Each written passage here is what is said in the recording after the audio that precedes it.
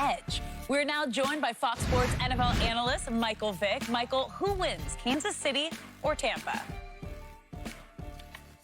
Kansas City wins, and for various reasons. But while I feel like, Tampa's still trying to figure it out on offense, and they got it on defense a little bit. That's not going to suffice right now. When you look at the Kansas City Chiefs, they're going to come into the game with some structure, and their structure is allow Patrick to be Patrick and run the football effectively. And Andy's in the business of working smarter, not harder these days, and got the best quarterback in the world, best quarterback on the planet. And he said, I'm going to build an offensive run game around him that's going to be, stout. And it's going to take a lot of pressure off him and allow Patrick to just do what he do. And it's been showing up for the last couple of weeks, and it's going to show up on Sunday. And I think for that reason alone, they have a much better chance at beating the Tampa Bay Buccaneers, on the road and, in a situation where, it's a big game for them. So, I just think Andy's in the business of doing it the right way, making the game easier for Patrick. And, Kelsey's going to show up, Tyreek's going to show up, McCall Hardman's going to show up, Le'Veon Bell, and all the rest of the guys. And, on both sides of the ball for Kansas City, they can get it done, and they've shown it and proven it over and over again. And I just don't think the Tampa Bay Buccaneers are in a position right now to beat the Kansas City Chiefs in 4 quarters of football. So before we go, Michael, what's your score, just so we know how much do you believe this is going to be Kansas City's game? 31-20. Okay, got it. Fire away. Man, please. If that's all the points, somebody might get those combined numbers by themselves. You know what? This game is very important for the Chiefs, because I'm afraid, Skip, if they lose this game, they're not catching Pittsburgh. I don't know. You look at Pittsburgh's schedule, Skip, they might go 16-0 in the regular season. Considering what just transpired with the Baltimore Ravens and losing Lamar, there's a good chance they go undefeated in the regular season. I'll buy that. There's only 1 game separation right now. Yep. So you lose this game now because there's only 1 team that gets to bye. So it's possible this game is not even going to get played. Right. Okay. So, Skip, when I look at this, Mahomes is just on another level. And the offense is crystal clear. Kelsey, Tyreek, and then everybody else gets scraps. I'm not trying to make sure McCole Hardman is happy. Nope. I'm not trying to make sure Robinson is happy. And by the way, I think Sammy Watkins will return for this game, but I don't think he'll be a big factor. Right. Okay. And that's what you watch them. There's like, okay, they started the game, like the first 4 or 5 passes went to Tyreek. And then all of a sudden they tried to roll the coverage to Tyreek, and now Travis Kelce gets to work one-on-one. And the thing is, you can't give Kelce a steady diet of anything. Any of these great tight ends, I mean, the Raiders were like, we're going to press him. He's too big for you to press. You got to press sometimes. You got to play off. You got to quick jam him. You got to just give him a lot of different looks, because once he knows that you're going to press him, he's going to play through your jam. Yep. Skip, Tampa has one thing going in their favor. Kansas City doesn't really pressure the quarterback like the games in which they've lost. Teams can get after your quarterback. The Saints can get after your quarterback. The Rams can get after your quarterback. Chicago can. That's really not what the Chiefs do. The Chiefs are built to play one way, Skip. Get a lead, and then we can pressure. We don't have to worry about the run because you 14, 17 points behind. But what teams have been able to do is that run the ball, control the clock. We're going to take it down to under 10, so we're going to minimize Patrick Mahomes' possession, and then we're going to try to win this game. We're going to try to win it late in the 4th quarter. That's how the Raiders beat them. The Raiders took it down late, and guess what? They ended up beating them. I got the score 41-38. But, Mike, let me tell you this. If I come in here on Monday and Tampa won this game, I'm not going to be shocked, because I have no faith in Kansas City's defense. I have no faith in Tampa's defense. So that's why I'm predicting the score is going to go north of 30s. It's going north of the 30s. You want to respond, Michael? Yeah. I mean, the way the Tampa Bay offenses look, 38 points is far-fetched right now. Like I said, they really don't have structure within the offense. They got to find some identity. They got to figure out, how are we going to come into a game and beat teams and play 4 quarters of consistent football? It just hasn't shown up. So until I see that, I can't give them the benefit of the doubt. Until I see more consistency, I can't give them the benefit of the doubt. But what I do know is that Patrick Mahomes is going to be Patrick. And Andy's first 15 plays is always amazing. And then the next 15 plays after that is even better. So that's where they get you. They know what they're going to do. They come into a game with a plan, and it's always a good plan. I used to be super excited for the first 15 plays, knowing that we was going to score in our first possession just because of what was on that call sheet alone. And then what was after that became impromptu. And then that allows you to go play ball. But the entire script in terms of offense with Andy Reid is filled with a bunch of plays that can score at any moment of the game, and combined with a new run game, a newfound run game. I mean, it's going to be hard to beat this team.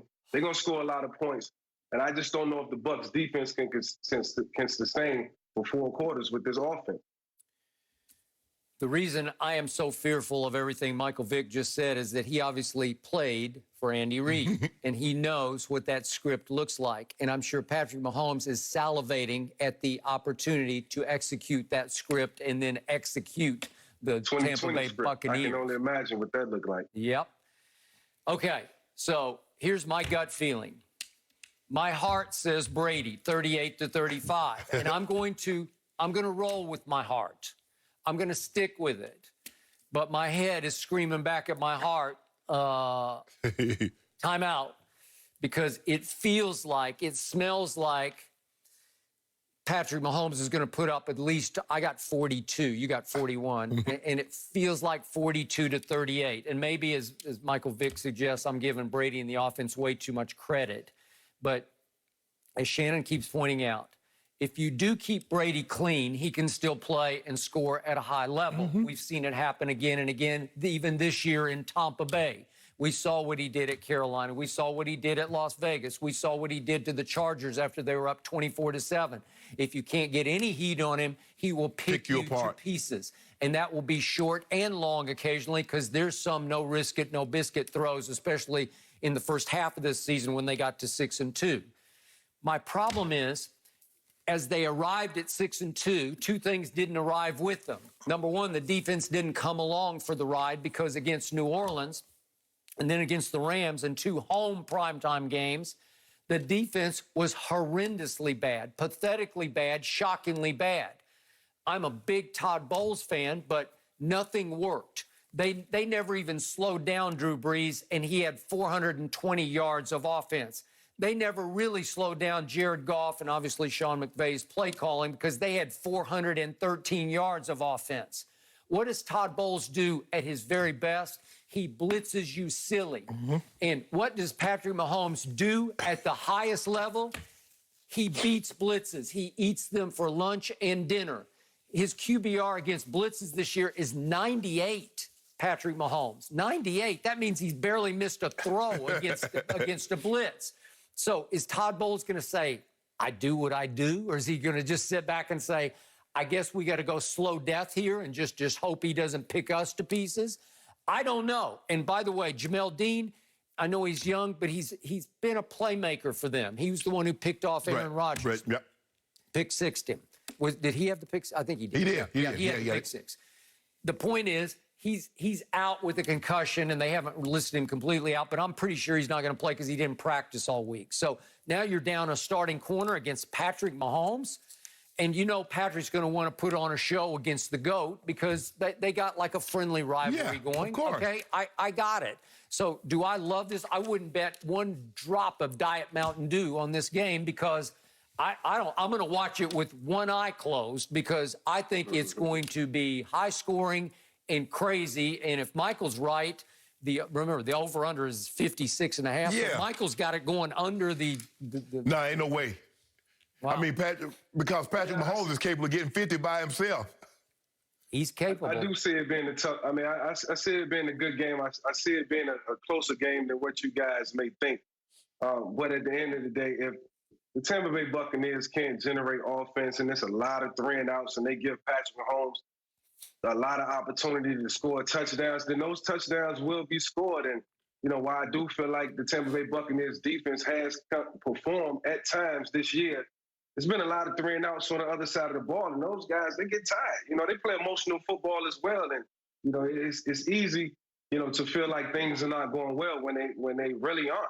Yeah. And then that changes your whole perspective of the game and how you approach it. So it's got to be even Steven on both sides, man. They got to have offense and defense. They got to complement one another. Yeah, Michael, one last question before we go for you. Yeah. As a quarterback, how difficult would it be to try to blend in an Antonio Brown into a flow that was working at 6-2 with 2 Pro Bowl wideouts and Gronk and Cameron Brate and 2 backs who can catch it? How tough would it be to force fit him into that flow?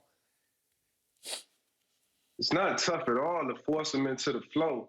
Antonio just got to understand, what the play calls will be for him. And it might be limited. It might not be the play calls that he wants. It might not be a lot of downfield throws. Intermediate stuff is where I think Antonio thrives.